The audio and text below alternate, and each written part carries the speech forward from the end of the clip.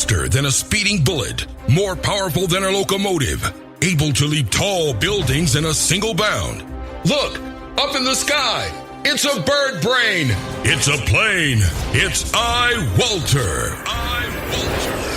Yes, it's iWalter, strange visitor from another planet who came to Earth with powers and abilities far beyond those of mortal men. iWalter, who can change the course of mighty rivers, bend ears with his annoying voice, and who disguised as Walter Interranti, mild-mannered janitor for a great metropolitan newspaper, fights a never-ending battle for truth, nonsense, and the American way. And now, another exciting episode in the adventures of iWalter. Hey everyone, this is Walter. It is January 2019, and give me a moment. It's going to make a little bit of a noise. Oh, well, it didn't. So tomorrow, today's the 6th already, the 6th of the month, and tomorrow will be exactly 1 month until my next birthday. So, not that it's a big deal to anybody. It is to me because I'm going to make sure to take off. Yeah, there's a couple things. It seems like I don't get any hits, like 0 hits in the U.S. on any of the podcasts I do. Maybe 1 or 2. I think a guy I work with, he said he did listen in on my show, which thank you, Paul. Because Paul actually posted something on Facebook, which I actually, I don't know if you want to call it steal or borrowed, but I really appreciate it. It was my favorite subject of, everybody moving into Pennsylvania or just moving out of Jersey and New York because they just basically allowed themselves to pay higher taxes constantly.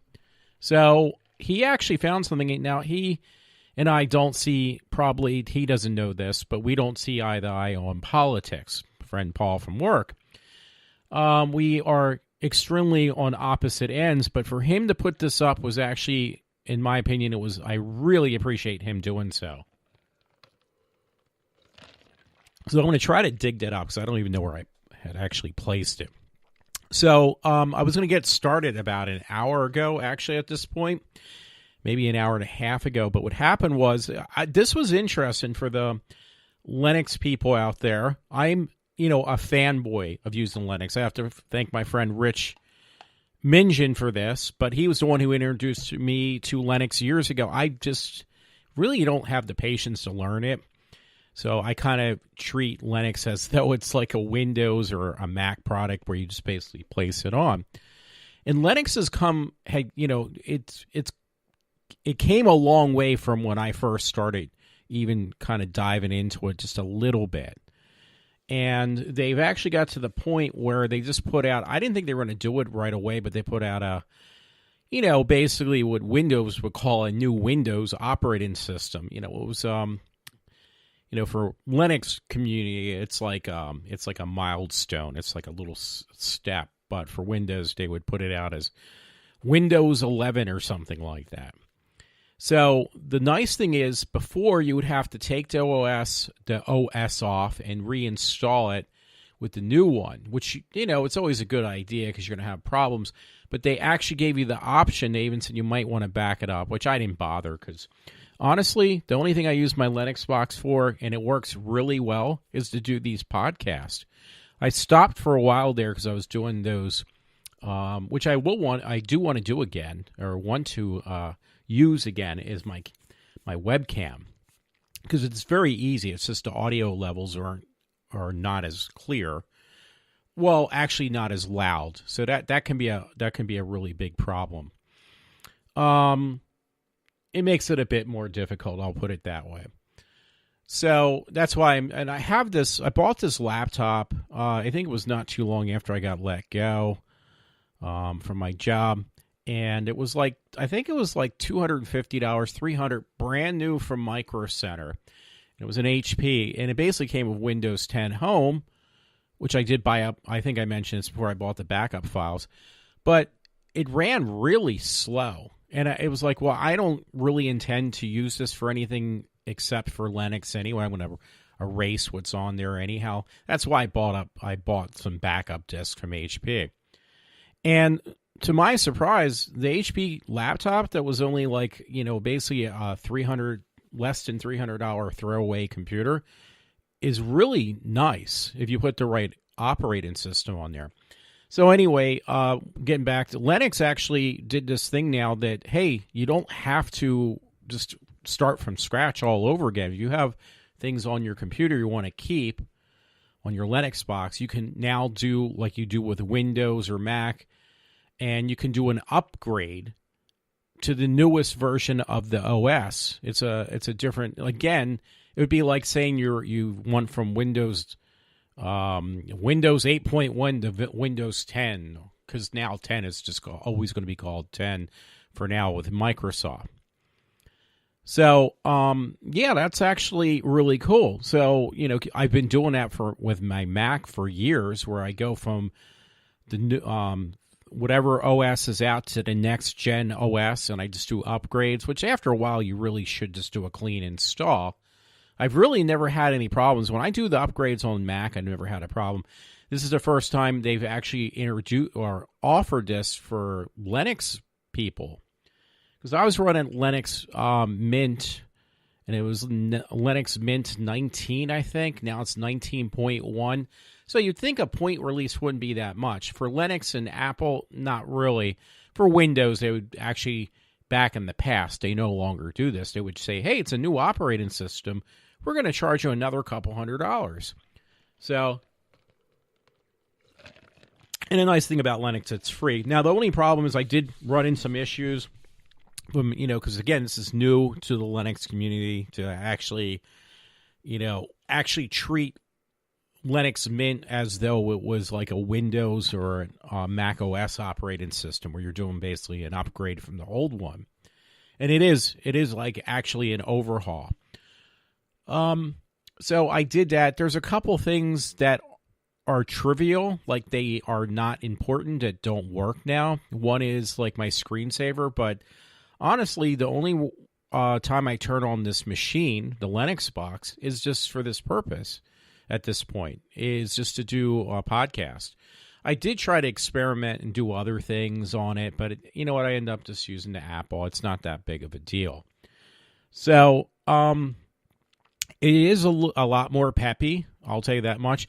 Now, the thing is, technically, this machine, if you ran Windows, it would run like dog crap, because it's an AMD with I forget what you call that. It's a CPU, GPU. I think they call it an APU processor. So it's basically, it's not that old. It's not the newest, but it's running some version of the Radeon on there. Not the greatest one, but not the worst one. But it's also got 4 cores.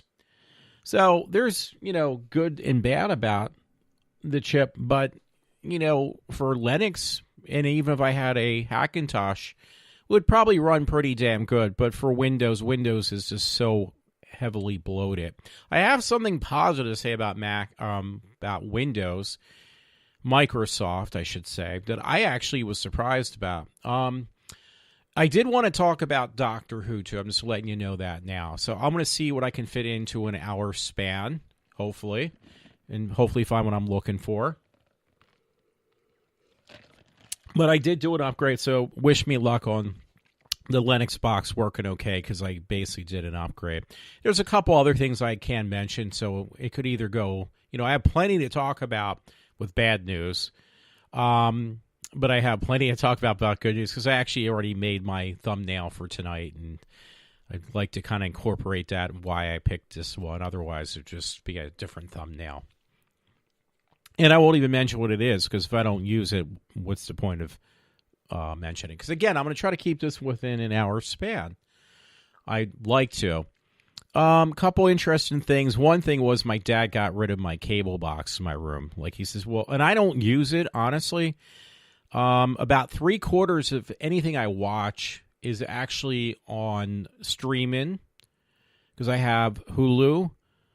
What else do I have? I have that one, Amazon Prime, and I have Netflix, which I got to watch. I didn't know this. They put actually a extra episode, which I was, to my surprise, they put an extra episode of Sabrina, the Teenage Witch. They actually made a Christmas special, which I was really dumbfounded by. I didn't know they did that. And I still haven't watched it yet, but I have all these other movies I, either purchase on iTunes because they're on sale, that it was like, wow, I wouldn't mind having this. It's on sale right now for a couple of bucks, like literally under $10.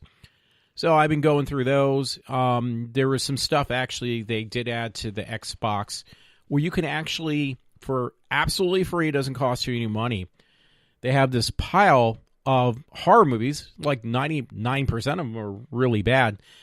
But in that list of 99% bad films, a couple of them I actually end up buying at one point. It was like, because I didn't know you could actually get these on some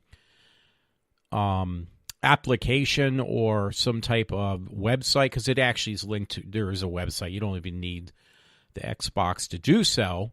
But then you end up watching these horror movies on your laptop, which do not have the same effect. It was like horror something. It's an app for your Xbox, and it was like, wow, this has actually got some pretty damn good classic horror movies. I mean, if you have to weed through all the garbage, but there's some really good ones there too. And again, there's like no charge for that, so you can actually download that. And you can pick whatever, like, because I like a lot of the old classic, even, well, that's an obvious thing for me to say, but I definitely like the classic B horror movies, B meaning bad horror movies, that even though they're really bad, they're still kind of have people's interest in mind, I guess, or they like it for some reason, like a large amount of people, not just me and two other people. So you can find a lot on this app on, again, the Xbox. I don't have it in front of me. I didn't think it was really that necessary, so it's not there in front of my face. So that, again, is a free app that you get from Xbox. It was like, okay, what's the catch? And it was like, I don't know how they can have like hundreds of horror movies that I end up, because I got Shudder, and Shudder's showing the same movies, but they're charging you like $5 a month. Which to me didn't sound like that much, but it's like, okay, they're showing the same type of movies that Amazon Prime, Netflix, and Shudder are showing on this app and website, this horror app. To find somebody who has an Xbox and you look for this thing for free horror movies, and then you can find out what the name of that thing is, or just even tell me, and I'll look. I'll send you an email or whatever, or get whatever. But anyway, yeah, it's the same movies, but again, it's 100% free. So I'm like thinking, okay, well, if it's free, it's got to be edited. The movies have to have like things cut out of them. No, they don't. Well, they must have commercials, because how are they making money off this website and app if you're not even like watching the commercials? Because basically the commercials are people funding, and also you hoping that you will buy the product they show. Well, no, it doesn't. It's commercial free. You watch the movie entirely, from beginning to end through. You can see as many movies as you want, and it does not cost you a dime. So at first, actually, I thought, well, with Xbox, you have to buy a subscription plan. I think it's like $50 a year. It's something like that. I can't remember. And it was like, no, this is not even tied in. As far as I can see, you can actually go to the website. You don't need your Xbox, and you can watch it online. So it's free all the way around, no matter where you go. So one thing is I wanted to say was, I'm going to stick with this line of thought. My father actually, he was telling me, I boxed it up because he actually ordered to get all the cable boxes. He didn't realize what he did. He called Verizon because the bills are expensive. His cable bill, and which includes his phone, his landline. For people who don't know what that means your house phone, and his cable bill again, and it does incorporate something else. Oh, the internet. His bill is like was going up to, for this year, beginning of this year, $200, almost $200 a month.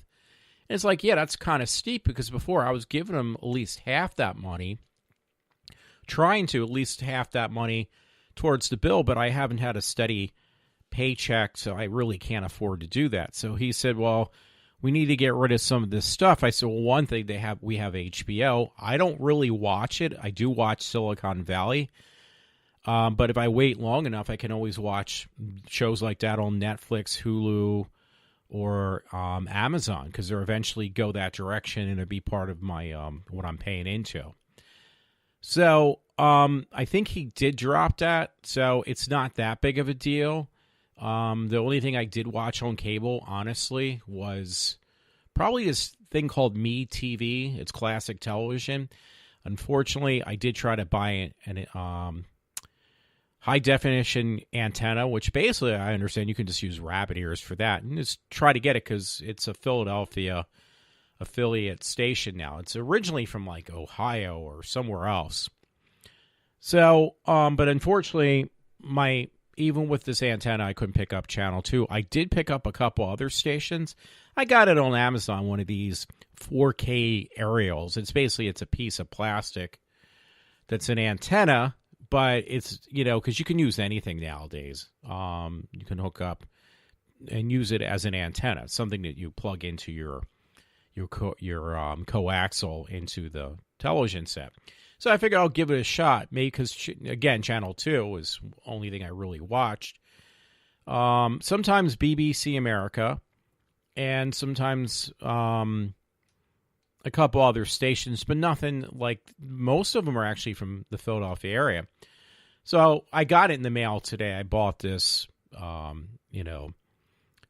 of cheap antenna, hides behind your TV set.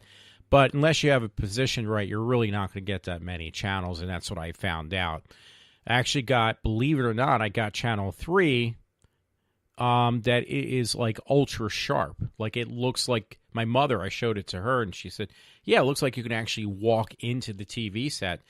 She even admitted, she said it looks much sharper and clearer than cable, and I've heard that. That's one thing I definitely heard.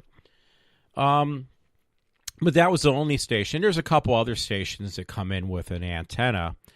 But I don't know if people realize this, but since a couple years back, everything is now, there is no, analog signal. Everything is digital. So that's one of the reasons you can just use your regular old-fashioned, if you had one on your roof, a lot of people don't anymore, like an antenna, rabbit ears, or anything else. That will basically suffice, and you can use that to actually pick up, television stations. But the thing is, the signal is going to be digital, which, if it's a weak signal, it just comes in as like little pixels as opposed to snow, which you used to get. But if you get a decent signal, because I got a booster on this antenna I bought, that's one reason I got this particular one on Amazon. It was cheap, but it also came in with a power booster to kind of boost whatever signal you might get in. It does a little bit of help.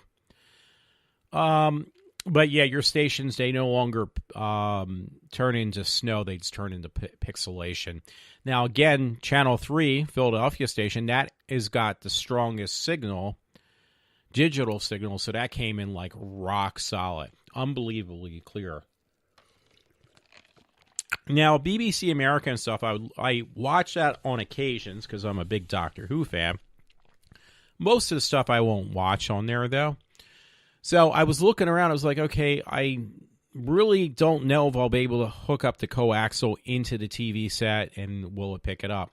It may very well do so. I haven't tried it yet. I should have probably tried that before I even bought a TV aerial. But I'm going to connect. I'm trying something else. It was for my Xbox because I got rid of the cable box. Where it's a connector specifically for Xbox, where you just basically plug your it goes in through USB, and I'm going to try to plug my coaxial in there.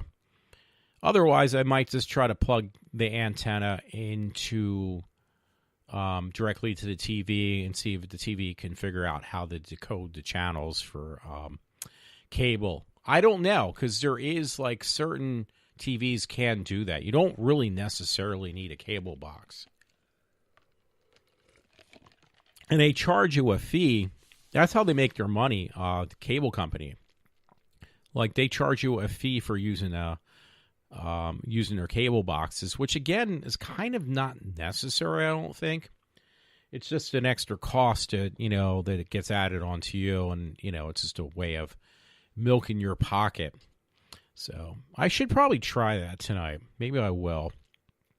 Try to just connect the coaxial cable to the TV set. But what was I going to say? Because we do have cable. Honestly, I never really watch it that much.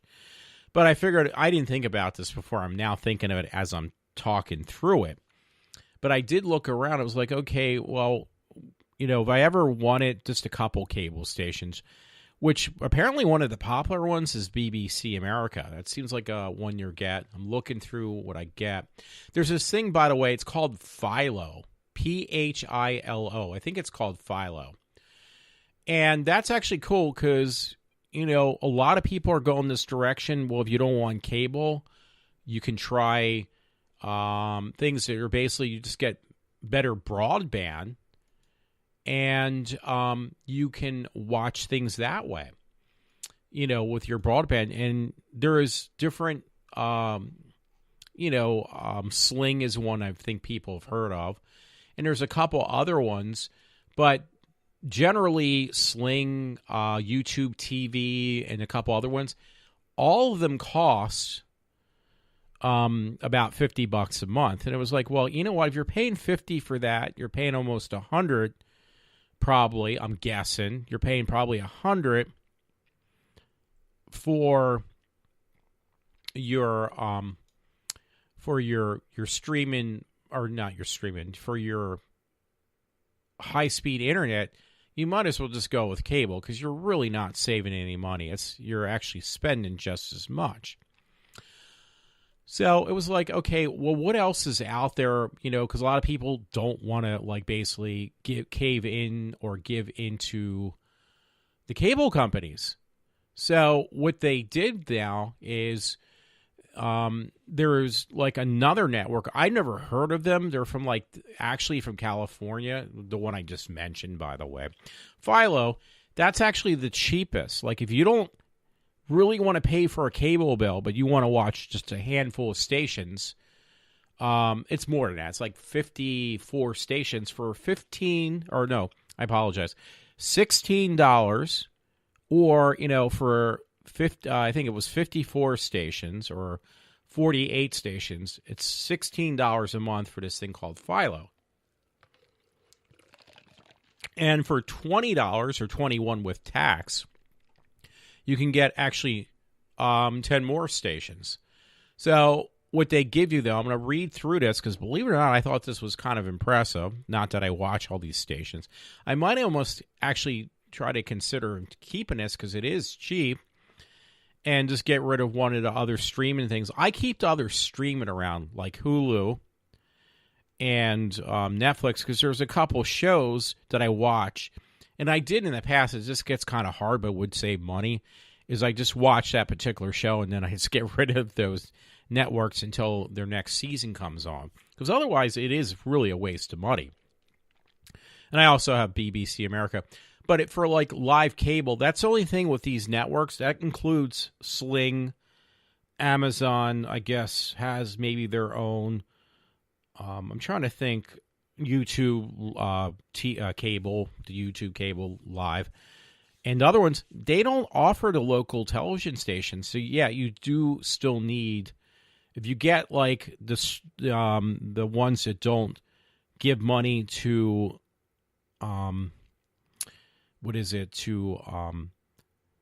Fios or the other one, or Comcast, you won't get local stations. Comcast and Verizon give you local television stations. The other ones do not.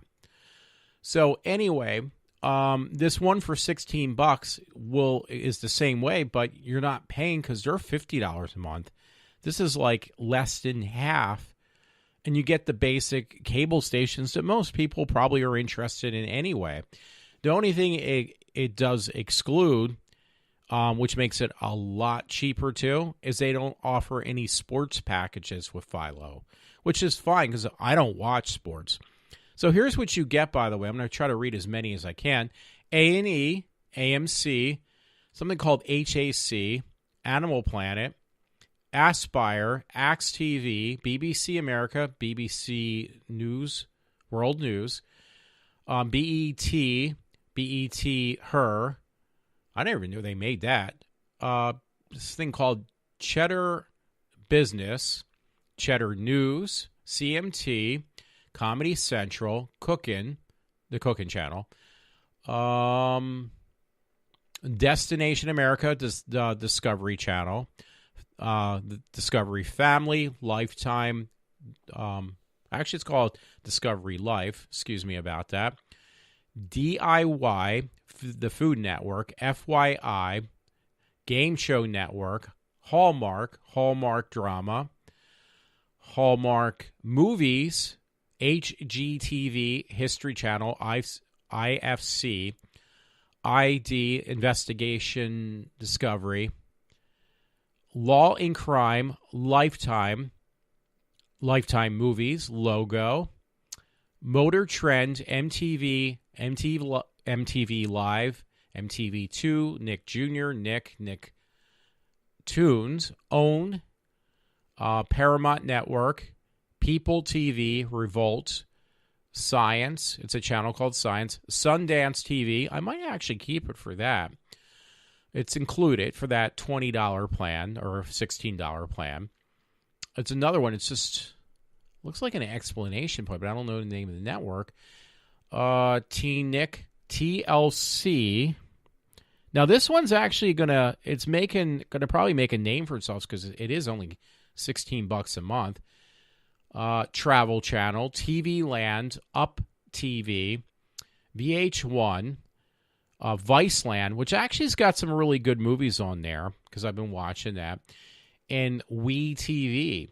So yeah, give or take, but you're talking again, $16 to $20 a month, and you get those channels, I guess that might be all of them. I must have read through.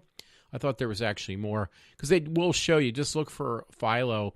And again, you don't need cable. You don't need a cable box. You don't need anything. In fact, I think a couple of those stations I just named off actually are not on my parents' cable TV. I know it's not on their new package, which my dad said, "Oh, I got it down to 143 now."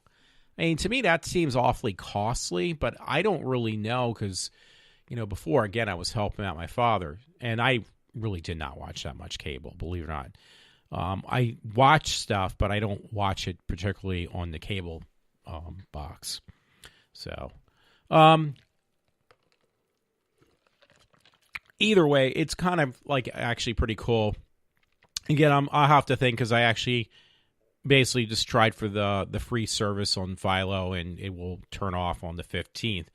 Now, if I see like, hey, I'm actually watching this a little bit more, then I might actually consider restarting it up. Yeah, I got a lot of stories I guess I could, go talk about on the stuff I really, or that I'm more interested in. So anyway, maybe I'll start and get this out of the way before I go into a down note and people can just turn it off at this point because it is like a 30-minute show already, believe it or not. But New Year's Day, I was actually really happy. It was great because I bought it on iTunes for like $5. Maybe it was $10. I can't remember. I bought the special for Doctor Who with Jodie Whittaker. And it was the New Year's Day special. And I've went through this before where I said that, the thing is, people are bitching and complaining how like, oh, I'm a longtime watcher of Doctor Who. which for a regular television program, it's really long. Yeah, I've been watching it since 2005, which that is a good long time. So from 2005 until 2019, that's over like 14 years already. It's unbelievable. The show's been back. Excuse me, I just belch. And yeah, okay, you're a long-time watcher, but I've been watching a show for over 40 years. Practically 40 years. So I would consider myself a person, who kind of knows what he's talking about. But people are bitching about her being a woman, that they are being too politically correct. And the show, it doesn't matter what they do. I mean, they could make something that you would watch Doctor Who and everything around you would turn to solid gold, and it would still find a reason to complain about it. I've gathered that point, and I came to the conclusion, because I did try to be open-minded and talk to a couple of people who are very liberal on the websites and on web stuff. Very liberal, and that are totally against Jodie Whittaker being a woman and how Doctor Who is so politically correct. And I was like, wow, I'm surprised. You guys are like 2 or 3 people that I've actually tried to reach out and ask them a question, or can you kind of like clarify why you think Doctor Who is so god-awful? Can you please answer that? And they do not respond whatsoever. So I've just come to the conclusion, I've noticed this with a lot of leftists and liberals, that they like to complain apparently about everything. I don't care if they know what they're talking about or if they do not. But the bottom line is they just love to complain about stuff. And, they're even like complain about their fellow believers, people who are on their side. I've just noticed this quite frequently. So I can't, and again, this is what is happening with Doctor Who. You got these people who think they know everything, and they will just rip her to shreds. Jodie Whittaker, the new director, the new producer, and to say how god awful they are. And it's like, because they're so politically correct. It's like, no offense, but that's the pot calling the kettle black. No offense. You really are. So, and once again, they have not disappointed me on their misguided beliefs on how things are so awful with Doctor Who. So I watched. Now, I actually did build that one up when I found out that the New Year's Day special was truly, it wasn't just a rumor, it was truly about a dialect, the monster, the pepper pot, that has been around since 1963. It's always been the main thing that keeps Doctor Who alive as a television program for some reason, are these monsters called Daleks. And it was like, once again, they actually did a really good job, and Jodie Whittaker did an incredible job. I think she, did her best acting as the character so far on this one particular New Year's Day episode. Not to say that none of the others were really good, because I really liked her so far. And I've said this before, and I'll say it again. Her Doctor Who reminds me of when I watched Doctor Who when it was on PBS. I mean, I've put her at that level. I mean, Eccleston didn't do that, and none of the other new actors did that for me. Now, Eccleston kind of had taken Doctor Who in a different direction, and it was kind of fun to watch it. They did bring back old school monsters, but then they also incorporated a completely different feel with, a gay actor on the show. They made one of the characters a lesbian at one point. Actually, they brought back a villain from back with Pertwee that was a Silurian, and they had to make a Silurian. The Silurian race back with Pertwee were all male actors. They had to make the Silurian race now into females. So there was a particular Silurian that they showed a couple times in different episodes with different Doctor Who actors playing Doctor Who. And they had to make sure that she also was not only gay. How would you know Silurian is like a lizard person? Who this particular Silurian was had a female companion who was human and was also her wife. So you're complaining about the new Doctor Who being so politically correct, but yet the Doctor Who series from 2005 on, where you had a producer who was, I believe, gay, who incorporated anywhere he could as much political correctness as he could.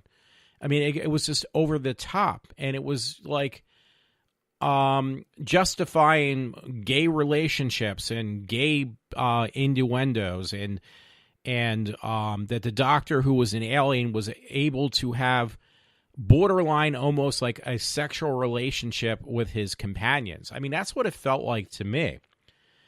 And now you have somebody who has put a woman in the role and had reversed all of that nonsense that I felt was nonsense on the from 2005 until now. And they've actually put an actress in the part who not only looks in her clothes attire like old school Doctor Who. It reminds me almost like a cross between Peter Davison's jacket he had over his jumper, you know, because it's like a pale blue, but it looks like tan. It looks like Peter Davison's jacket when he played Doctor Who. Her quirkiness reminds me of Tom Baker a lot. You know, and a little bit of like the other doctors, like Colin Baker. I'm trying to think. She's got the accent that kind of reminds me of Sylvester McCoy. But you're talking, and she's only like 36, so she was probably way too young to even watch Doctor Who, I would think, at this point, from when even Sylvester McCoy was on. But her voice kind of reminds me of like Sylvester McCoy. Her actions remind me a little bit like Tom Baker, like a big kid running around the universe, trying to get themselves into and out of trouble, endangering the companions' lives, and not doing it spitefully, but it just unintentionally, obviously. And it's just fun to watch. So the Doctor Who episode, it's been fantastic since I saw the first episode. And I can't say enough about that. So, yeah, what was I going to say? I just don't understand it. So people are bashing like, oh, another really bad episode of Doctor Who, when they made the, another plunge dive on the one with the Dalek. And it was like, well, no, actually it was not. It was actually really good. Let me step back one moment and say, like, when they put her first on the air, the Doctor, Jodie Whittaker jumps right into the role of playing the Doctor. She doesn't waste any time. She's got out of her regeneration. Somebody asks her, or somebody calls her Madam, and she says, "Why did you just call me that?" And it was one of the companions becomes one of the companions. It was a girl, and she said, "Well, because you're a woman." And she says, "Really?" And then she says, "Does it suit me?" Like, she doesn't care that she's a woman. So I think that's pissing people off. She's not pushing or striving that, well, now I'm a woman, I think differently. No, she thinks like Doctor Who always did. The character, I mean, the one that Jodie Whittaker plays. She plays it like Doctor Who. She loses her sonic screwdriver, which they would never dare do that in the past. They never showed it on the new one. She built a new one from scratch out of spoons. I mean, I thought that was really clever. Now, in the new Doctor Who, the one that will be the last one now for the next year, maybe longer because it won't be back till 2020, there is a Dalek that was been on Earth who was buried and destroyed centuries ago, who got revived, brought back to life. And the first thing it does, it looks for a human but the thing is, they show a dialect for what it really is. It's a squid-like creature. And they show it as that. And half the episode is the dialect without its shell, without that thing that we know it as in that pepper pot. So it grabs onto a human host, and what it does, it has the human host, with its help, because it controls a human being like a puppet, it rebuilds itself out of human scrap metal, literally out of human scrap metal. It designs its own new shell with pieces that were remnants left behind, pieces of dialects that have attacked Earth, over the years with the series. So it basically built its own, own dialect case. And I was like, wow, that's incredible. And it was, because even the doctor points this out, Jodie Whittaker, she said, well, he's using part of it, what materials left from, other dialects. It's using some material from that. But it also incorporated new design, too, from scrap metal by welding and shaping it into what we know as a dialect. And I was like, well, that's actually very clever. That was incredible. It got shot down, really bad. Like, this was awful. It's like, what are you talking about? So I like the way, personally, the new producer has reinvented Doctor Who and added some new life to a show that really nobody else has ever even thought of in that direction of, that this character is actually physically, and the other characters are thinking outside the box. It's not the same thing again. It's actually, okay, well, hey, we will build what we need. If we don't have it, we're going to build it. I think that was really clever. I really do.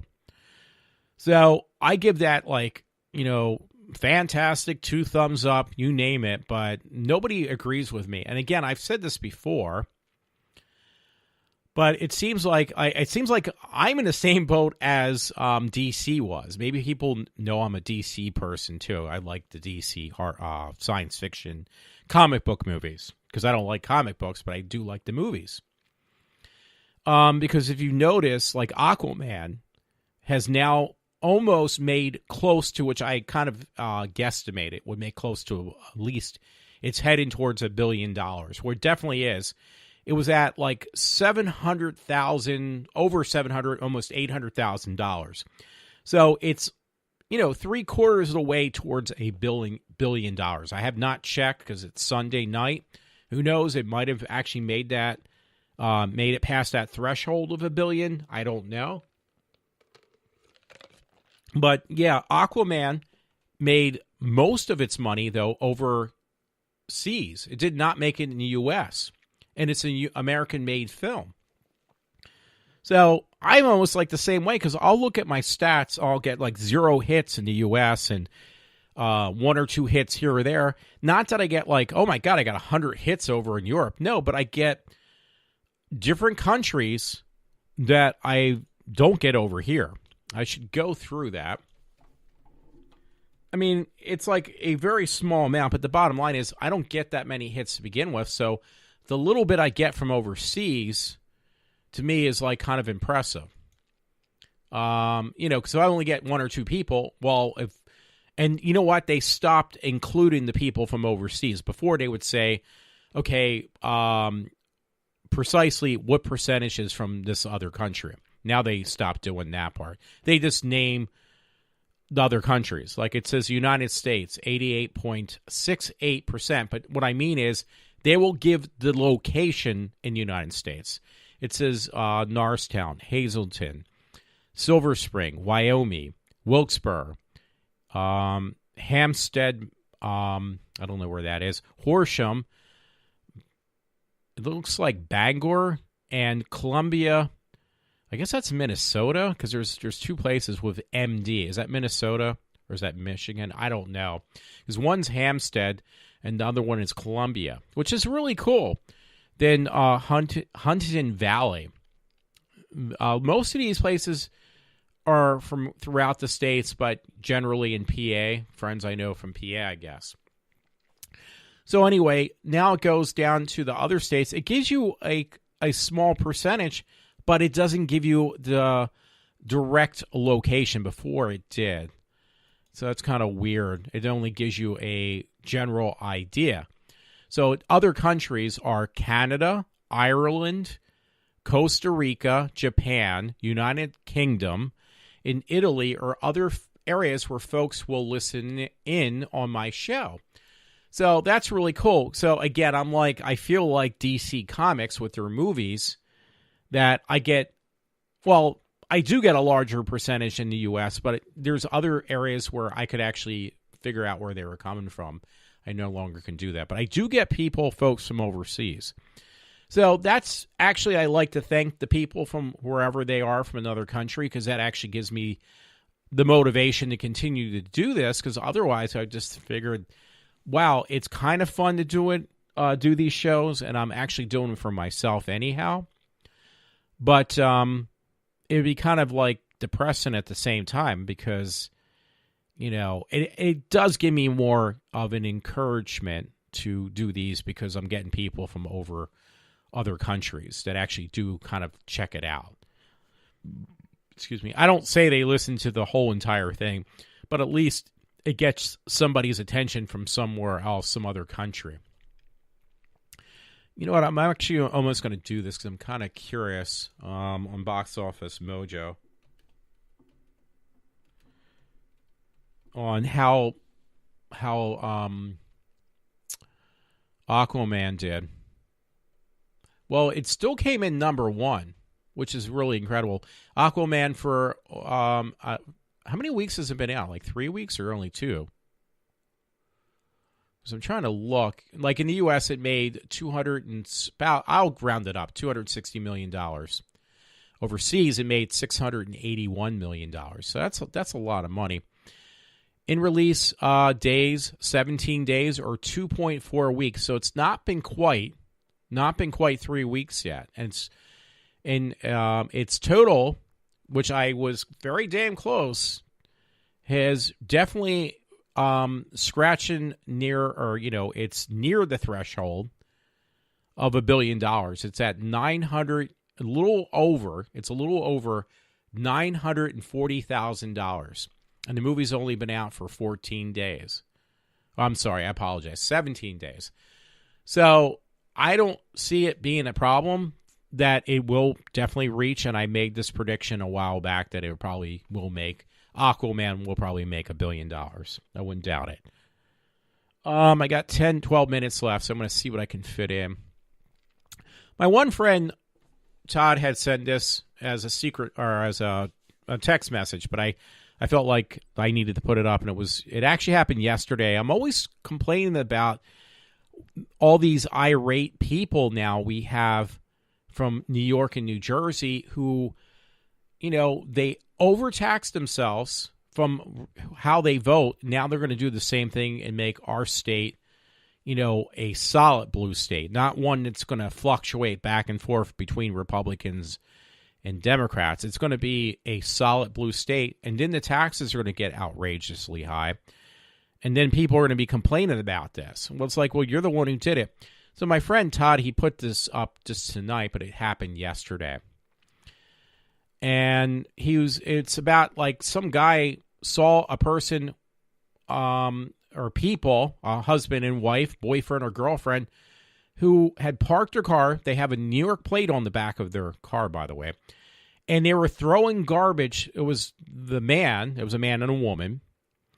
The man was throwing garbage out the side of his minivan, and then he was kicking it underneath the car. Like he had no intentions of picking it up. So some guy got really pissed, and he says, he's like, basically, because he videotaped the whole thing, and he says, I'm tired of people like throwing their garbage and leaving it. Like I see this all the time.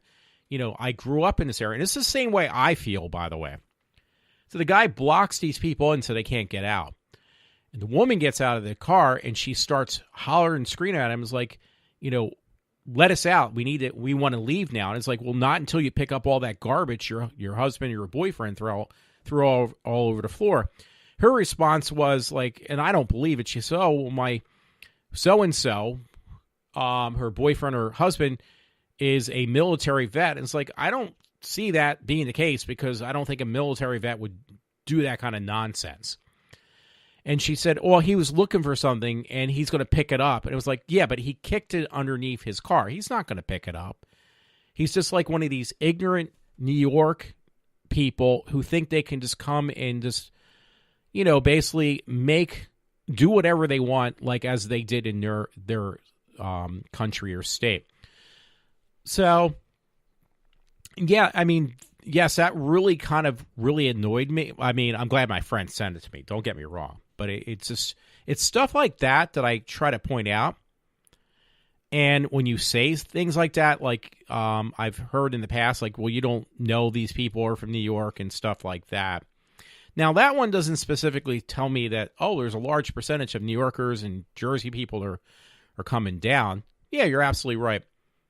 So I am trying to look for that one. I'm trying to go down quite a few stories to find that one that the guy from work had posted the other day.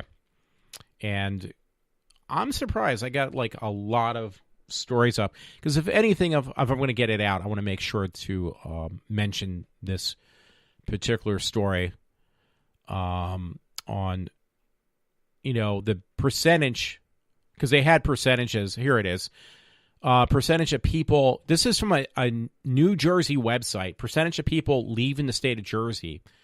And obviously they're coming to Pennsylvania because the cost of living is cheaper. There's the job availability, because most of the people I see at the jobs that I've went for, the parking lot of the employees, even my temp agency, all those people the people that I see, their driver, or what do you call it, their driver plates, their license plates are all from Jersey and New York.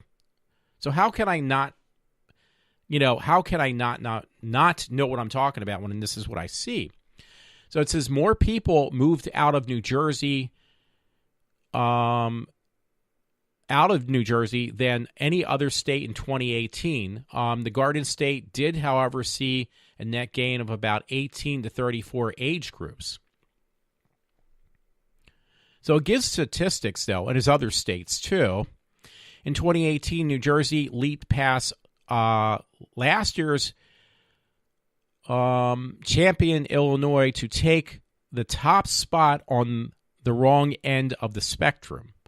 According to the study, 66.8% of New Jersey people, it just says New Jersey's moves last year were outbound, the highest rate in the country.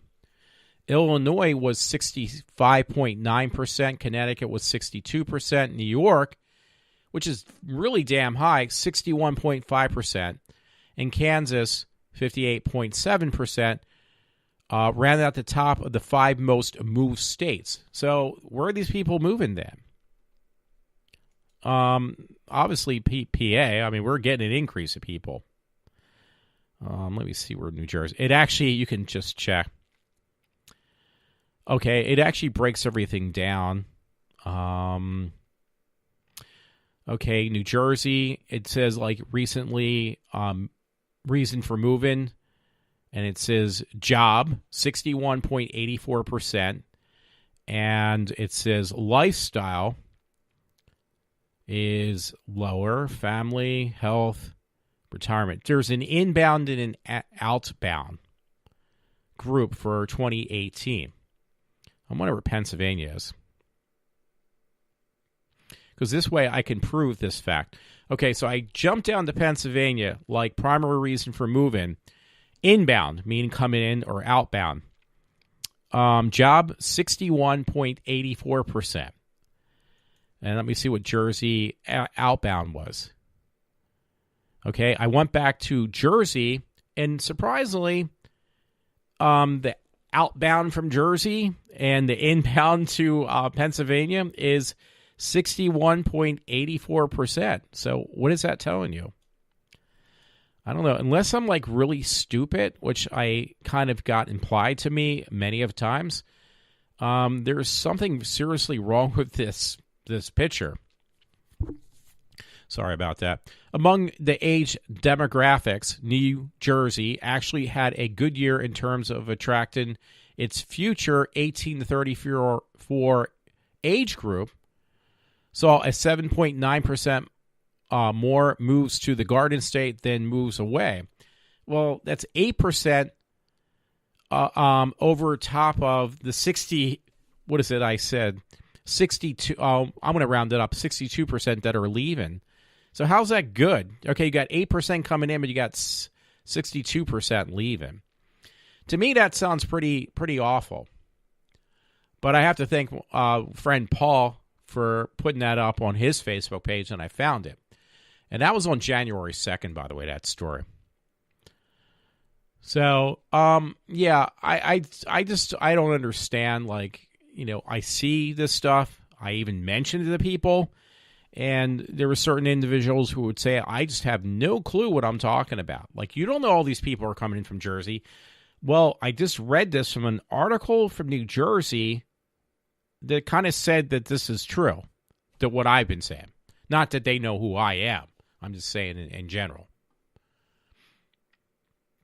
And I've noticed another thing is there's a lot of like really sad stories about people getting murdered, and generally it's women and young girls who are getting slaughtered, physically slaughtered by these migrants. That's another thing.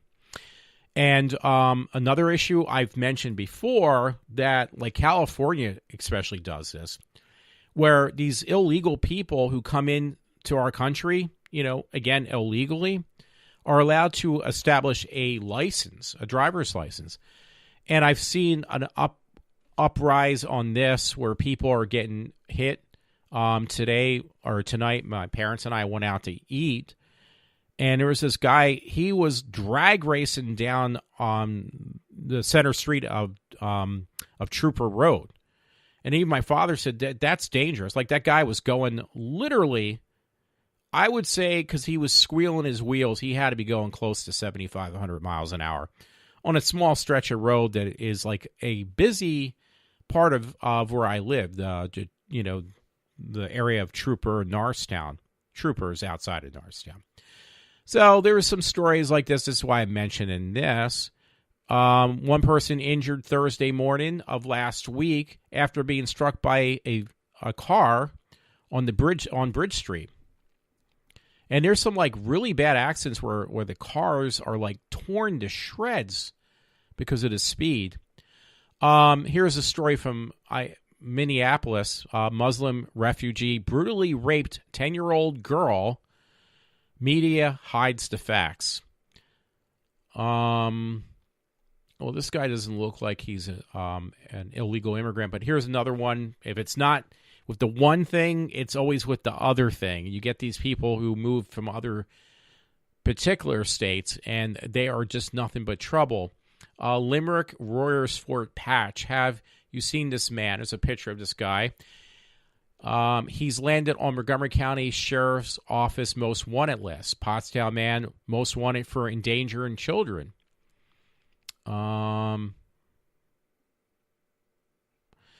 He's New York Post story. Investigation launch after patient in vegetated state gives birth. A woman who has been in a vegetated state since she nearly drowned 10 years ago just gave birth. This happened, by the way, in New York. It was in New York Post, so I don't know exactly where it happened. Let me look at this one. I'm jumping around. I'm just trying to give people a clue, things are much better now, and if anything's wrong, it's always got to be with Trump. It can't be with anything else. It's got to be with Trump. Like, okay, get your mind out of that, out of his, or get yourself out of, or what is it? I'm saying this wrong. Why don't you take Trump out of your mind? Because, like, he's living rent-free there right now. Don't give him the option to do that, but you seem to be, like, allowing this over and over again.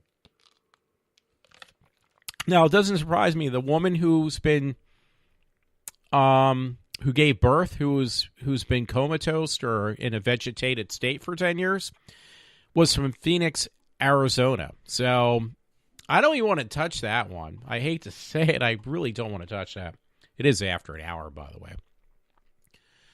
So, here's another one from Limerick. Judge swiftly rejected David Despair's request for a more lenient punishment.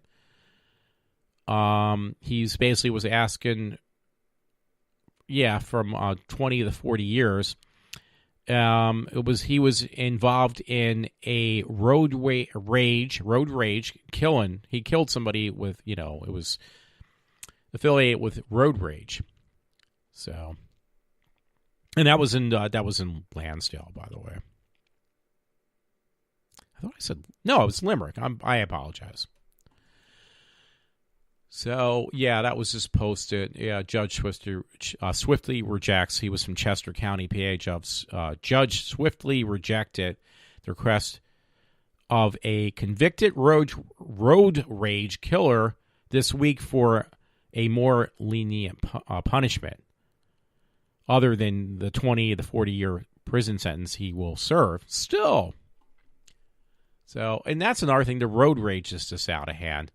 There's been a couple stories on that Cortez, who had suggested that the super wealthy be taxed up to 70% to fund Green New Deal. I mean, the woman is nuts, so I don't know what else to say.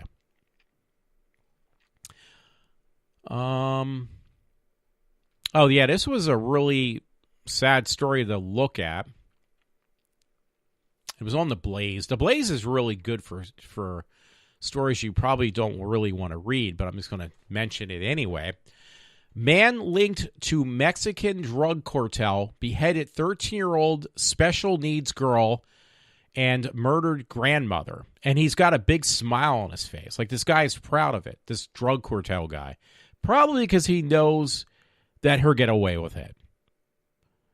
Two men loosely associated with the brutal Mexican cartel, one of whom is an illegal immigrant, it does specify that, are responsible for beheading a 13-year-old girl with special needs and murdering her grandmother. Alabama law enforcement is where this was mentioned. Not much more, but I'm past an hour anyway. But you know what? We need to treat these illegal immigrants with kid gloves. Here's another one. It was kind of depressing, and it said the other side of L.A. is Skid Row. It was put up by a woman I used to work with years ago at my other job. And it's a video, so there's not much I can say, but it's really sad. I mean, you're talking L.A., California, which I'm not surprised. Thousands sleeping on the streets without toilets, food or water. This isn't in a developing country. This is Los Angeles, Skid Row. And it shows. It does look like a third world country. But yet you got all these illegal immigrants crossing the border who are being treated much better than people in the USA. I mean, that's really bad. So, and nothing's going to change about that. I understand. But it's, people need to wise up and wake up to this. This was a different story on a similar situation with an illegal immigrant, basically mutilating kids. This is on Channel 4 News in New York.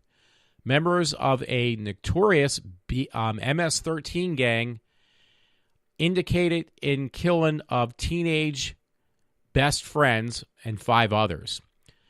The 7 slayings covered by the increments include the death of Nissa McKinnons and Kalia Corvus, teenagers' best friends whose bodies were found feet apart in Brentwood last year.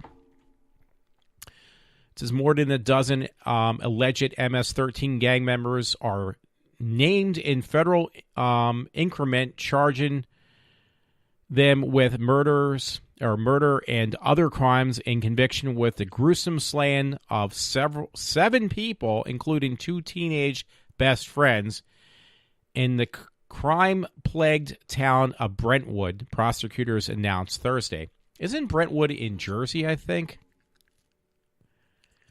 The bodies of at least 5 young people, including 2 teenagers' best friends, were found in Brentwood over a 6-week period last year, published Tuesday, March 27th, 2018. So I did read, I think, a good chunk of this story, and yeah, they were actually cut apart. These young girls. These girls were 13 years old. Maybe Brentwood's in New York, because it says New York NBC underneath. But the point is, yeah, these teenage girls, and it seems like it's a normal thing since we've allowed more of these quote unquote illegals into our country. But they're supposed to be so innocent, but yet they are raping and butchering young girls left and right. And what are we doing about it? Well, pretty much not as much as that what should be done. And when you know, the Trump administration tries to, you know, get and do something about it, they keep on being retained because of idiots on the left. I don't know what else to say. Anyway, Fox News has a thing. ICE is the people set up to, not ICE as like cold ice. No, ICE is an abbreviation. The people who are trying to get rid of or remove or try to change the situation with the illegal immigrants entering our country. ICE dumping immigrants in border towns due to overcrowding at detention centers. El Paso, Texas, faced with an overwhelming overcrowding at the migrant shelters. Immigration and Customs Enforcement is dumping illegal immigrants in border towns, sometimes by the busloads. In El Paso, Texas, border town already taken in dozens of migrants a day. ICE said it may have to release 500 people a day to relieve the overcrowded situation at the federal detention center. Well, you know what? They shouldn't allow them to come in at all at first. At all. But they do because, you know, we have to constantly, at least Trump has to constantly fight against, you know, these people on the left. Yeah, I mean, there's a lot of really horrific stories. One that was on the news, I think people probably heard, was on Fox News. Bowling alley shooting leaves 3 men dead, 4 injured, authorities say. The shooting was in Southern California, at a bowling alley. And that one was all over the news, so I probably will try not to touch that one because I think you can figure that out.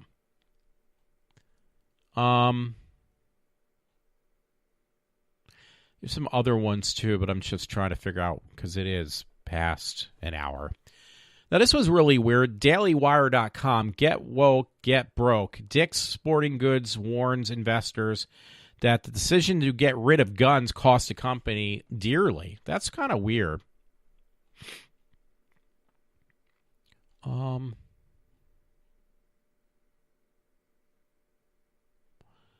trying to, you know, because I have other stories. Some are kind of funny, and they don't kind of fit my agenda or whatever, what I'm talking about, my topic. Cortez, criticized for dance video, responds with more dancing. So, that Cortez woman, she is like such a freaking hypocrite, like, and she's an idiot. on top of it. So I don't know what else to say, but Representative Alexandria Cortez criticized for college dance video, responds with more dancing. So, I don't know. She's just a mess. She has really, she has no clue what how much of an idiot she is. I don't know what else to say.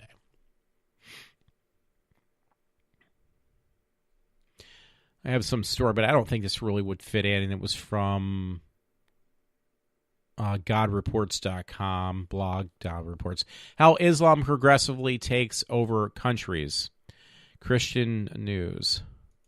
So that may not fit in. What am I at? I'm over an hour. Most people never listen this far anyway. So it's not really that important. Yeah, they were posting this, and I was really worried about this, but there was a story the other day. House Speaker Nancy Pelosi doesn't want to talk about impeachment. Other Democrats do. They were really there.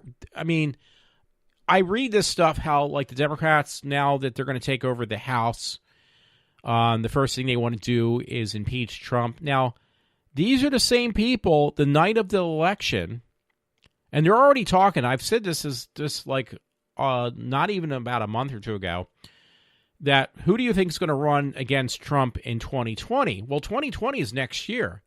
And believe it or not, there is so many people now, I hear on the news, that are already discussing about 2020 and exactly what I've been saying, that are going to be running against Trump, which is kind of scary. I mean, it's so far off. Yeah, so was when the election with Trump was supposed to happen. I was talking about it a little bit in advance, but I knew it was going to come up sooner than later. Yeah, you can say, well, it only happens every 4 years, but trust me, that goes very fast when it comes to your wallet. So when I heard this, this nonsense about, we're going to impeach Trump, the thing that sticks in the back of my mind, it keeps on like a broken record. It sticks in the back of my mind, though. These are the same people, the night of the election, they were so sure up to the last 2 hours. They were so sure on the Democratic side Hillary was going to become our next president. They were so sure about that. And when that did not happen, and it got closer to when it came out the complete opposite, when it slowly went the opposite direction, then people were going from, well, you know what? Hey, when you lose the election, you better not be better not be a sore loser when Trump loses. You can't cry over it. And they do exactly what they tell us not to do, meaning the Democratic Party, the snowflakes, these wackos that said that we were going to flip out if we lost because we will lose. We end up winning, and what do? Everything that they told us that we were going to do, they do themselves. I mean, again, I might have said this before, but that is really the pot calling the kettle black. I have that like a broken record in the back of my head. New York Post, there was a story that says U.S. payments of $1.7 billion to Iran made entirely in cash. And it said that was under the Obama administration. He paid out in cash $1.7 billion. And yet they're complaining about Trump trying to enforce the borders on the south side, probably both borders, and south and north. And they're bitching and complaining about $5 billion. He gave in cash, Obama, 1.7 to Iran. And one was all right. The other one is not okay at all. I mean, that to me. I I don't understand it.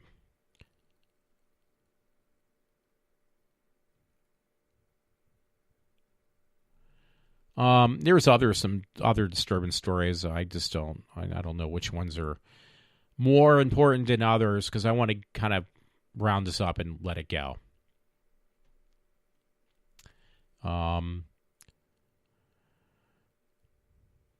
Yeah, because I mean, there's some stories I could definitely read, kind of prove my point, but I don't think they're strong enough, so I'm going to kind of leave them out. I've read this probably before, but I'm reading it again. It is like quarter after the hour.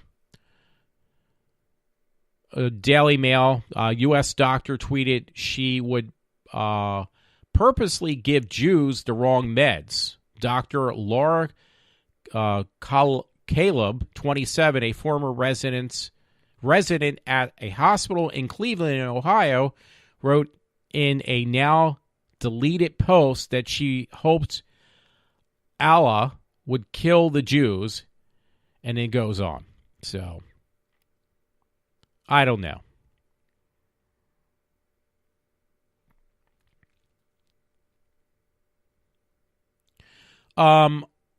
It's a Muslim name, but it's he had a gas station that was actually called Obama. Murad I can't. Wow, that is a really difficult name. These Muslim names, but anyway, this person owns a gas station. He called Obama. He had actually the Obama. You know, when he was in office, when Obama was in office, it has the Obama. Looks like the Pepsi sign. I guess it is. Looks like it. I mean.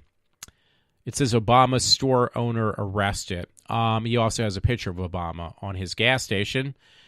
Owner arrested, charged with 4 counts of tax evasion. Wow, that's a good one. Fidel Castro's, this was another story. For one's from the Washington Times on the Obama situation.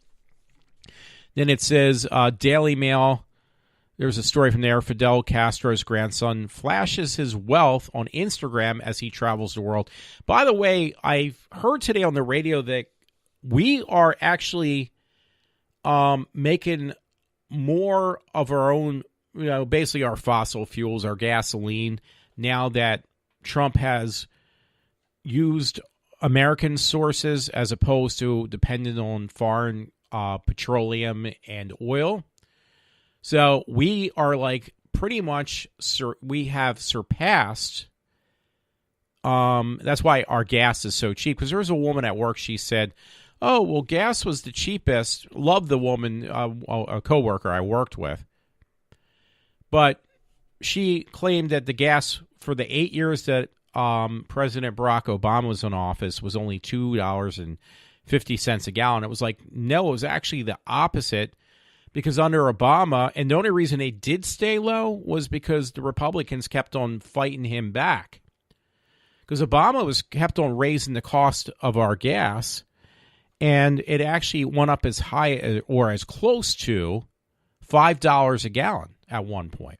And that was under the 8 years where this woman is kind of blindsided to think that gas was actually cheaper under Obama when it was actually more expensive.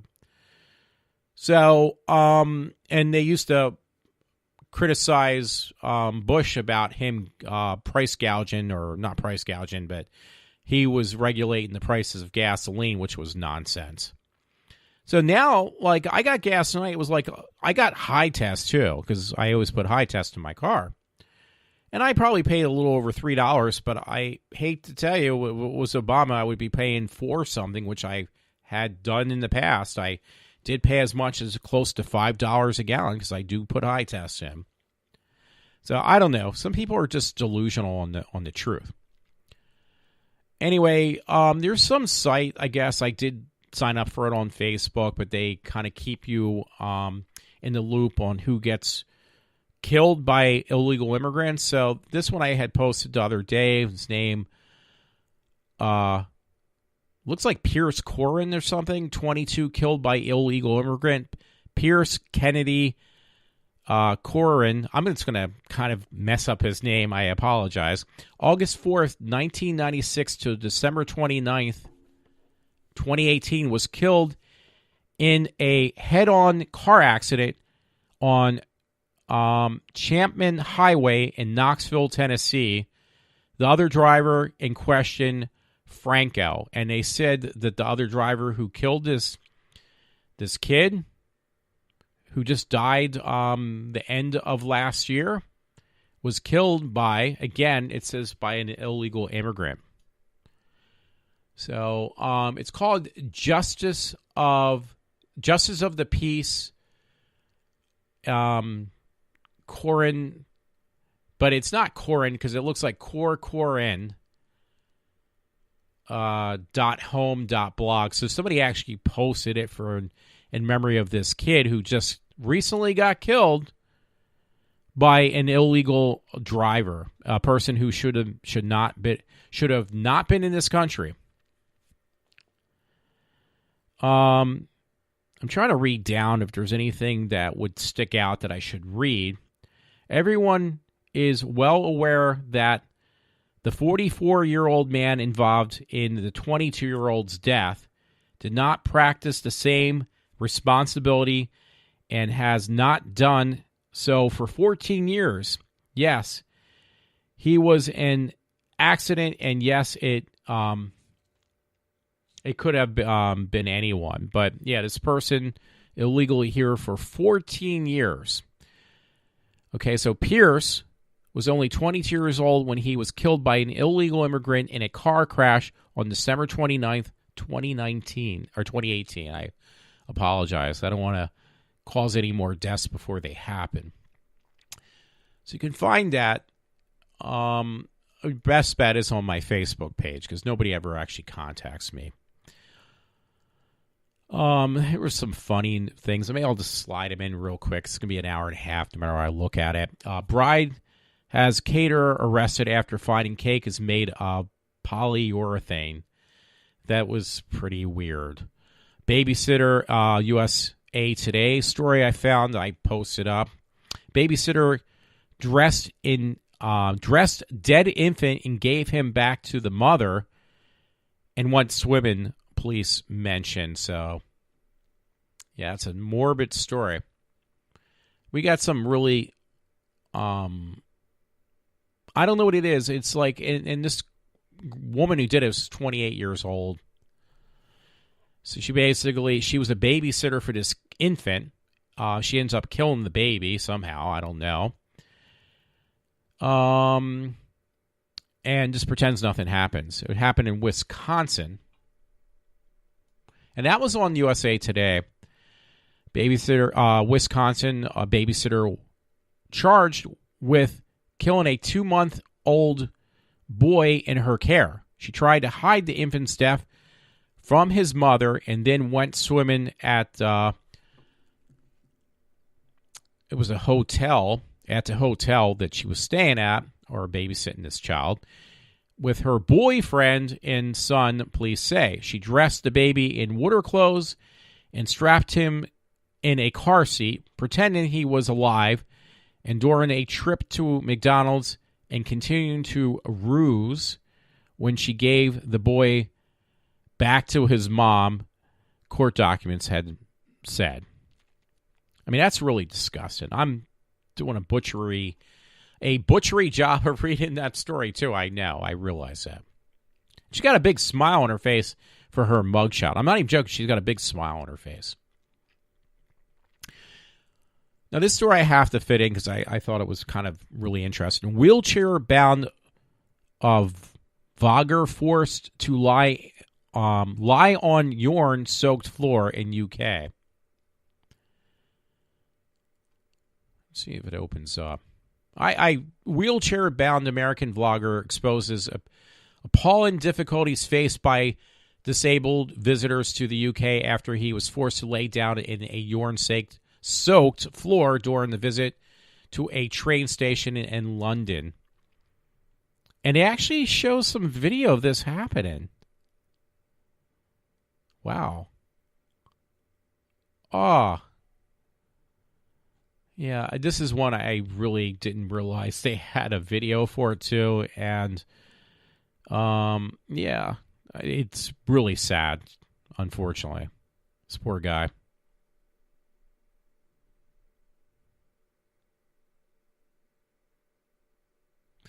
It's funny because he has like a really good. I mean, the guy's a nice looking guy. He's pretty much completely dependent on someone else, but he's got a really. I don't know how to say this, but he's got a really hot looking girlfriend.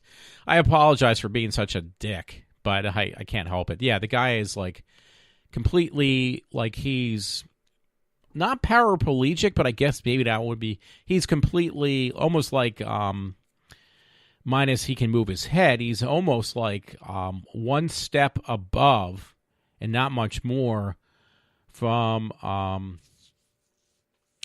Stephen Hawkins. And he's got a really hot-looking girlfriend. So, again, I don't mean to be a prick, but the point is that, he was forced to lay in a urine-soaked floor. I mean, the guy is completely dependent on somebody else, and it wasn't her, I don't think. So you can find that on the Daily Mail. Here's like kind of what I wanted to focus on again.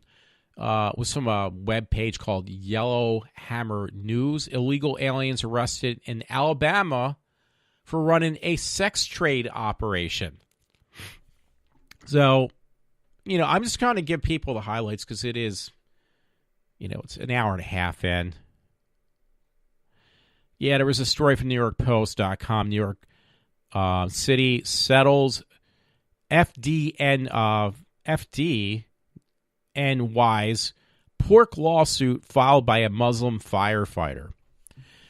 The city settled a federal lawsuit filed by a Muslim firefighter who basically complained about pork. This one was an interesting story, by the way. This is going to be a lot longer than I expected. It's going to be over an hour. I apologize. PJ Media. 11-year-old docked points for not bashing Trump. So it's underneath. I can see this pretty damn clearly, too. This kid was forced to bash Trump, and he refused to. So he writes underneath. The kid writes this. He actually writes neater than I do. Please keep your political views to yourself, and do not try to influence my children on them. So, okay, he did not fill it out. So then, no, because I was going to say, wow, that's really neat. That's actually neater than my handwriting. But it was actually from the parent who wrote that on the bottom, because the kid refused to bash Trump. So I give the kid credit for that. I really do. I have some story on Dream of Genie. It was like linked, but anyway, here's some other interesting stuff. Libertarianism is a pathological and homicidal mental illness. Texas abortionists said that to have twisted living babies' heads off of their necks. That's on the same. Yeah, I call it. Texas abortionists said to have twisted living babies' head off. Twisted. I apologize. Twisted living babies' heads off their necks. Alrighty, where was this from? LiveAction.org. The crimes of abortionist and serial killer Kermit Gosnell are by now well known, but another abortionist is currently under investigation by FBI Douglas Carpin, who has come to be known as the Texas Gosnell. Gosnell was from Philadelphia. In 2011, Carpin appeared before a Texas medical board following multiple complaints, but they were all dismissed. In 2013, however, the voices against him grew louder as staffers from the abortion facility began to come forward, accusing him of committing grisly late-term abortions, after which babies were sometimes born alive. Instead of getting them medical attention as a federal law required, Carpin would instead, according to one of the former staffers, Deborah Edge killed them by twisting her head off their neck. So that is a true story, folks. This is not fake news. This is actually true. It goes on to say more, but do you really want me to read any more? Another story. Woman sent date 159,000 texts, threatened to turn his kidneys into sushi. That was on Fox 10, by the way. So there's a lot of like potential nutty women out there, guys, if you want them. Plenty of them out there. I got another story. It looks like from the Blaze. Assaults against Border Patrol agents soars to 300% since caravan arrival. That was yesterday. I saw that. Hey, if you want to buy this would be really cool. I don't have the extra money to get stupid things like this, but it is god-awful funny. You can buy a 100-piece puzzle set. It's a 3D set for Make America Great Again, Built the Wall. So you can actually, I wish the money would go towards it. It says the set comes with more than 100 pieces, including President Trump and a mega hard hat. It's a little like, it looks like one of those Lego things. Built the Wall, mega building block toys, $30. It was actually discounted. Again, it would be really freaking funny to buy.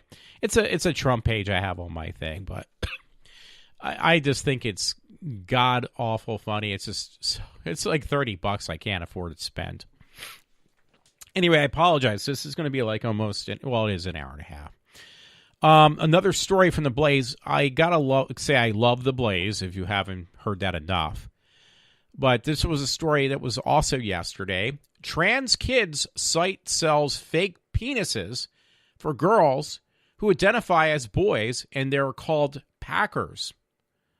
Also for sale are prosthetic penises for girls who want to stand up while urinated.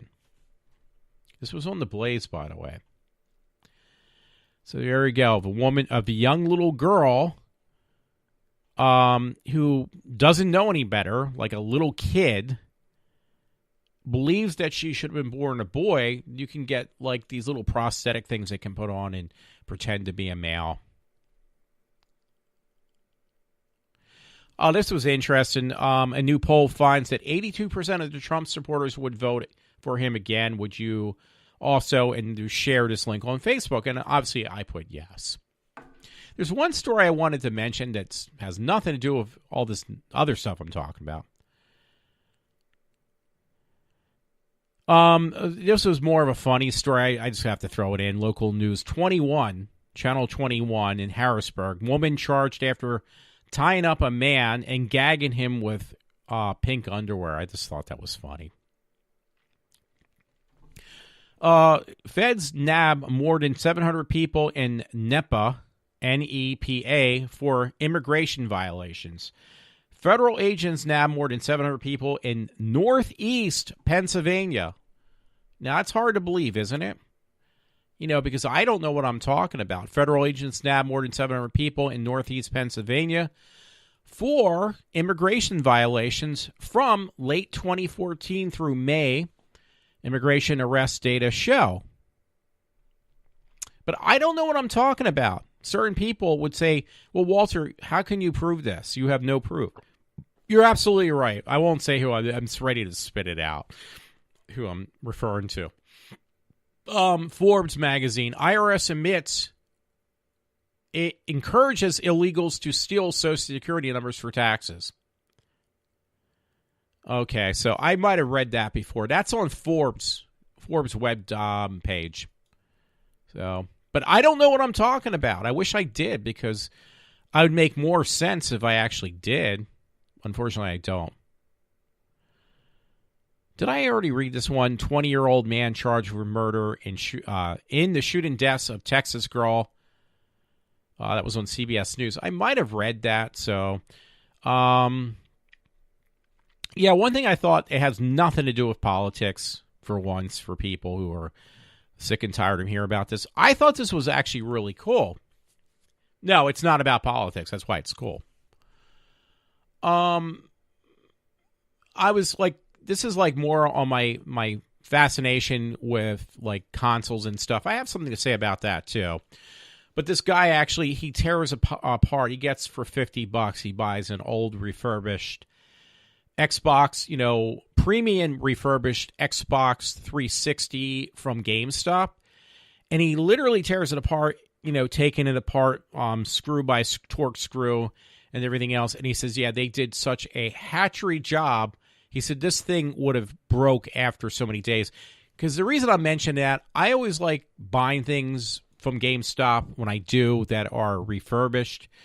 And the way they make it sound like, hey, if I buy this premium refurbished product, it's got to be good. No, I've read nothing but bad news.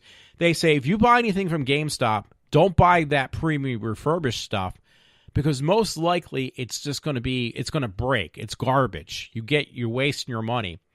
They say if you buy something that for some reason that is used, that really wasn't gone over by experts at GameStop, you're better off because most likely that is in much better shape and you pay less money. So this guy takes it apart. He does a really good job.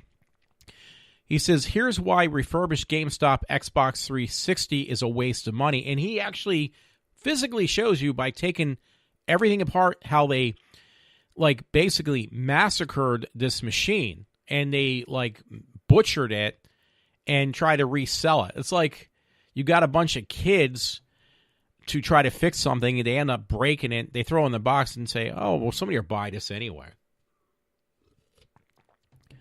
GameStop ran a Pro Day sale over the weekend, and I thought I would take advantage of the sale and pick something up. So this guy, it looks really sweet because I used to have this. Anyway, talking about GameStop, this is another reason I want to mention this. It's going to be almost 2 hours again. I guess I'll keep my thing. My thumbnail that I was going to use, I'm going to keep it now at this point because I think it'll work. I got the other day, it's really cool looking. Walter, everything is cool to me. Yes, you're absolutely right, Walter. But I got this thing, it's called a Hyperkin Duke for Xbox One. And it's the official Xbox green. It's like this lime green thing. So, and what makes it so fascinating, by the way, it actually, it looks like the original, when you bought the very first Microsoft Xbox, it looks just like it. It's a retro, controller. And the big thing about, and I do mean big, it was huge, Huge, back in the day. When you bought the first Xbox, everything on the machine was huge. It was humongous. So I ended up picking up one of these used ones because they just came out. So what could be damaged on a huge Hyperkin Duke for Xbox One. So I got it wrong. It's called Hyperkin. It's like a retro version of the joystick that came out with the original Xbox. Those things were so big. They weren't designed. They were made for man hands. They weren't meant for little baby hands. They were meant for big man, burly hands. These controllers that Xbox, when they first put out the first Xbox, it was designed for. The problem was the thing was so massively big. Unless you had really big hands, you really did have a hard time using the controller. So it was but it looks kind of cool because I never really owned one. I did have an Xbox One, but I never got it with the big burly controllers that my one friend Rich liked it. I particularly thought wow, that looks kind of really big, super big. You would need a crane to move it big. You could probably put one put a couple of them side by side, and you could build the wall down on the border because they're so big. So that was a really bad joke. So anyway, what I did buy when I finally did get an Xbox, the original one, was I got what was called the Xbox One S controller, which was much smaller. It was like half the size. But I was like, wow, they put these out. They look really awesome. Why not? But I'm not going to buy brand new. They cost $70. So I got one used. It was like $20 or $30 cheaper. Yeah, that's expensive still, but it's just kind of cool for nostalgic reasons. So I actually got a kick out of it. It's like, yeah, I wouldn't mind this because I've never really saw one that up and personal. It would be nice just to have one. Is it going to be a dust collector? Probably will be, but it was really cool. So anyway, it kind of like when I saw this article, which I wasn't even looking for, I was looking at other computer geek stuff on YouTube, on this story where this guy was not talking about the Xbox controller, but just refurbish things from GameStop. Because mainly any kind of computer-related stuff with games, the only place that still exists as a store is GameStop. You can't order this stuff anywhere else. You can only go to... I mean, Best Buy does have some stuff, but not to the same extent that GameStop does. So GameStop is like the only place you can go for this stuff.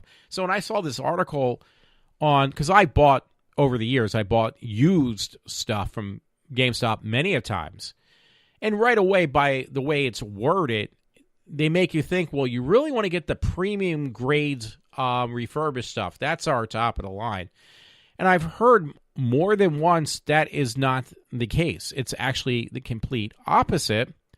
That is their worst line of stuff. Like, it's horrible. You don't want their premium grade refurbished products because they basically don't work right. They're like damaged. Instead of fixing things, they actually break it more. So, that's why I wanted to mention it. And that being said, I was mentioning this earlier about like, wow, I was kind of impressed on computer stuff. I went by because I broke another screen protector, which the replacements are free for my at the T-Mobile store. I went to the one in Pottstown around where I live. It's called Coventry Mall. And I got the screen protector. I went in there and I was bullshit with these guys in there. And it was like, we were talking about different stuff, different computer things, Apple. I was asking this kid, I was drilling him for Apple stuff. And he says, well, Apple looks like that this year now coming, we are in now, he thinks Apple will have, it will be a better year for them from last year. Because I upgraded my phone from the iPhone 10 to the 10R because I needed the bigger screen. I liked the bigger screen. And it was like $400 for a brand new phone. And the reason was just because the iPhones from Apple, they weren't selling. So Apple was given like this phone. Originally, they were asking $900 for. They actually knocked $500 off because they can't sell the damn phone. So I was in there for that. But then when I was talking to this kid in there, my TV turned off and I didn't even realize it. But I was in there and I was talking to this kid. I asked him about like consoles and stuff, and I was saying, well, because he seemed very literate on many computer stuff, game stuff, computers, operating systems. Basically, he probably knows a bit about not only hardware but how because he said he does. He works and reads books on computer programming. He read some book. He said it was really interesting. Young kid that was on history on Apple and the Apple phones or something like that. He said, yeah, it's a good read. I was like, well, I can't read very well, so I won't do it myself. But then we were talking about consoles, and we were like discussing that because since I just talked about consoles and being the GameStop, and I was impressed by him saying that Microsoft, which I'm not a big fan of Microsoft in general, that's why I run all Apple stuff. He said Microsoft's hardware has surpassed Sony's hardware. Microsoft's hardware, meaning the Xbox One X, is far superior to the PlayStation 4 Pro. So I was kind of impressed by that. For people who don't really could care less about any gaming console, the point was Sony's been a big company for many years. Sony's been always on top of any piece of hardware. And now Sony has finally gotten to the point they dropped the ball, and that Microsoft is the king even in the hardware console area. He also said that even with their Surface programs, he said their software is awful, which I agree with. I don't like Microsoft's Windows 10. And he says, yeah, it is. It's just garbage. But he says he's very impressed. This guy I was talking to at the T-Mobile store who worked on my phone, he says that Microsoft's hardware, like the Surface, he said they are incredible. They're expensive, but they're incredible. They make a Surface, like the monitor on the Surface, it's basically equivalent to having, the Surface is like having an iPad. It's different setup, but it's the same idea. He said the Surface, you can get one that the screen is like the size of a regular computer monitor, but it's mobile. So, and he said it's great. It's incredible. The hardware in there is just really good. Of course, the cost is outrageous.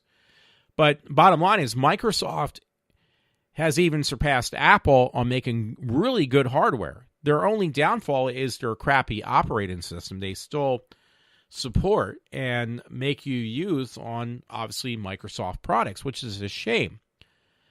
He did say something about, like, people will really care about less about this unless you're into gaming consoles, retro consoles. Nintendo is going to have a big year this year, he believes, too. But he said, yeah, definitely Apple is going to have a better year, he believes, this year on a lot of new hardware coming out. A lot more enhancements, probably a better year on their cell phones than they did last year, with some major improvements coming this coming year. Actually, Apple is supposed to be putting out as well the new Mac Pro desktop, which I'm actually kind of interested in, because the trash bin one I have has been around since 2013. Now it's 2019. So, and a lot of people that are professionals who do use Apple products for, filmmaking, film editing, audio production were not happy on the inability to upgrade their hardware. So Apple has listened to that part, and they will make improvements on that. So anyway, this is Walter from iWalter. I apologize. It is almost 2 hours. It's a lot longer than I expected. So I'm going to end this show for tonight, because I could talk for another 2 hours, and I don't want to do that. So everyone, thanks for listening if you do, and I hope you enjoyed my show. And I will catch up with everyone later on.